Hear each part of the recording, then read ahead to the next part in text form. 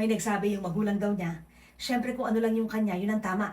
Hindi nakikinig sa bata at may pagkukumpara. Ang daming mga magulang na ganito. Alam nyo kaya ang dami-daming bata, anong sinasabi? May mental health issues. Yung mental well-being, hindi ayos. Alam mo, nagmumula yan sa bahay.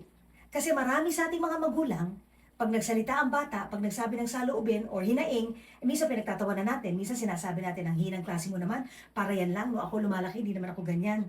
Pwede bang pigilan natin yung mga side comments kasi hindi ikaw ang anak mo? Hindi mo dapat kinukumpara kung ano ka dati sa kung ano sila ngayon dahil magkaibang tao kayo.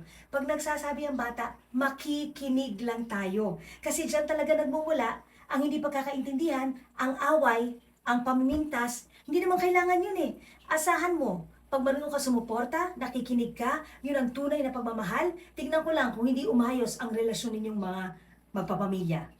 At kung nakikinig ka, at sinusuportahan mo, kung hindi naman masama ang gustong gawin, hindi pang i-spoil ang tawag doon.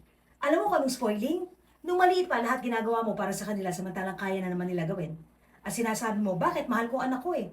Eh kaya tuloy paglaki ang hinang klase. Think about that.